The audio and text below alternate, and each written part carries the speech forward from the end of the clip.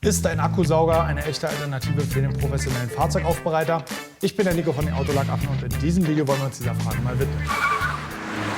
Definitiv ist er kompakt, lässt sich wirklich leicht überall mit hinnehmen. Man kann auch einen Schultergurt dran machen, dass man ihn über die Schulter tragen kann. Ist für uns, glaube ich, nicht so sinnvoll. Und es gibt auch noch einen Rollenrack, wo man den draufstellen kann und durch die Gegend ziehen. Brauchen wir auch nicht, denn ich trage ihn mir schnell hin. Er ist wirklich leicht. Man kann ihn locker mit einer Hand hochheben, stelle ihn neben das Auto und arbeite damit. Das wirst du in wenigen Augenblicken sehen. Wir wollen uns den jetzt erstmal ein bisschen angucken. Wie gesagt, Bedienelemente hier oben drauf, an, aus, in 2 Stufen. Hat natürlich wahrscheinlich primär was mit der Akkuleistung zu tun, dass einfach in Stufe 1 der Akku deutlich länger hält. Standardmäßig dabei ist natürlich der Saugschlauch, der wirklich auf, ich glaube, 200 Meter ausziehbar ist. Finde ich cool, die Lösung. Man hat halt nicht immer einen Schlauch, der irgendwo rumhängt, den man 1000-mal rumwickeln muss, sondern der ist recht kompakt wahrscheinlich. Ich weiß es nicht, was wird der jetzt hier so haben? Irgendwie einen halben Meter oder so. Und ist halt wirklich flexibel ausziehbar. Wird hier auch ganz schnell durch einen Drehmechanismus befestigt. Das geht wirklich super easy. Einfach hier mit den Nasen das Loch suchen und einmal drehen, dann ist er dran. Kann nicht rausrutschen, passt perfekt. Ich nehme es jetzt mal weiter ab. Hat hier vorne eine abgeschrägte Düse. Das sorgt dafür, dass man einfach die Aufsätze leichter aufsetzen kann, ohne dass man immer dran hängen bleibt. Und Schlauch packen wir mal zur Seite.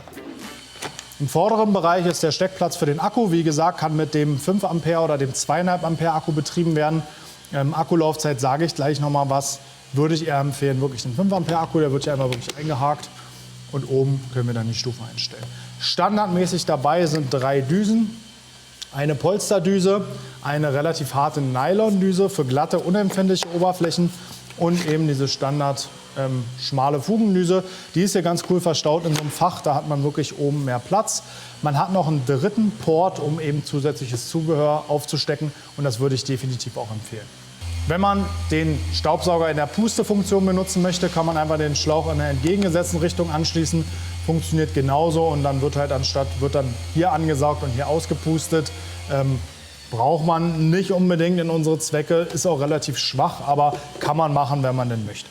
Wie gesagt, das Gehäuse oben mit dem Motor sitzt auch fest drauf. Mit 2 Verschlüssen lässt er sich öffnen und abziehen.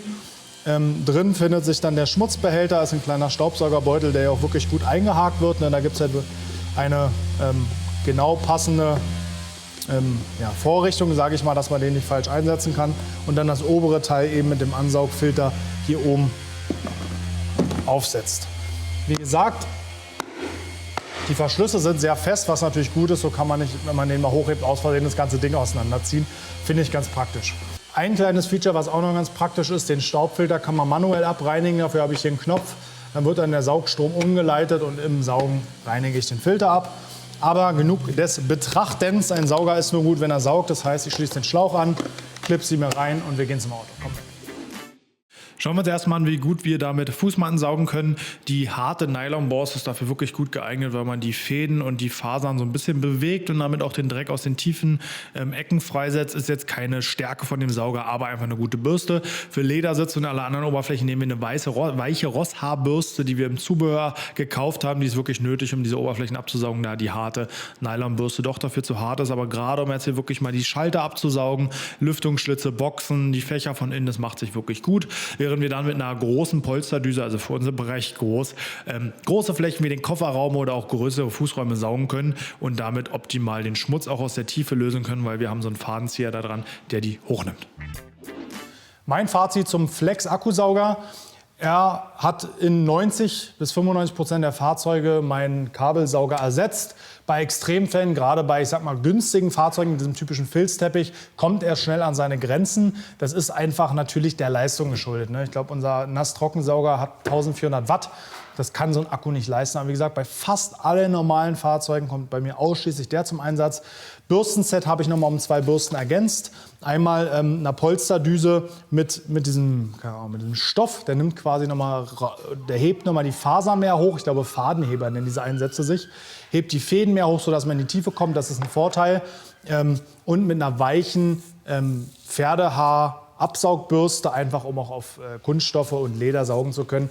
Da ist diese Nylonborste viel zu hart, aber dafür ist die top bei Fußmatten und auch bei Textilien, um die Fasern ein bisschen zu bürsten, aber wirklich super. Ansonsten von der Handhabung echt klasse. Das Rohr ist schön kurz, man kann direkt drauf arbeiten. Ich bin wirklich sehr zufrieden. Wichtige Frage, was ist mit der Akkuleistung?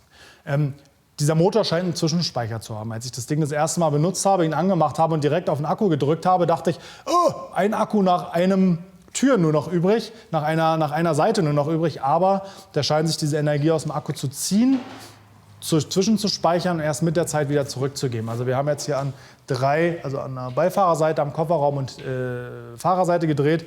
Habe ihn jetzt im Moment stehen lassen. Er hat noch 3 von 4 Akkus. Die Praxis zeigt bei mir, bei einer normalen Verschmutzung, wo man den Innenraum mitmacht, ne, alles einfach absaugen und in normalem Rahmen, reicht ein Akku mehr als aus. Wenn man wirklich viel Fußmatten hat und viel Krümel saugen muss, braucht man 2 Akkus. Ist aber gar kein Problem, weil bis der eine leer ist, ist der zweite wieder geladen. Wie auch bei den anderen Flex-Geräten. Im Grenzfall sollte man natürlich immer noch mal einen Nasssauger haben, aber ich sag mal auch gerade im Anbetracht des Preises, der natürlich erstmal eine gewisse Schwelle hat, aber jetzt nicht überzogen teuer ist, gerade bei Akkugeräten. Und vor allen Dingen, wenn man das Flex-Akkusystem schon hat, ist es auf jeden Fall eine gute Empfehlung, weil es spart für mich Zeit, es macht flexibel und es ist einfach angenehm in der Handhabung. Von daher für mich ein Kauf, der sich wirklich lohnt, muss aber am Ende jeder selbst entscheiden. Wer nur hin und wieder mal saugt und mit seinem Kabelsauger zufrieden ist, muss da nicht zugreifen. Wer das Akkusystem schon hat, sollte zugreifen, weil das ist eine super Ergänzung. Wer Fragen hat, nochmal in die Kommentare. Das Ding bleibt bei uns im Einsatz. Also wir können auch nochmal ein Video machen, wenn für euch irgendwelche bestimmten Punkte unklar geblieben sind. Ich bedanke mich fürs Zuschauen. Schön weitermachen.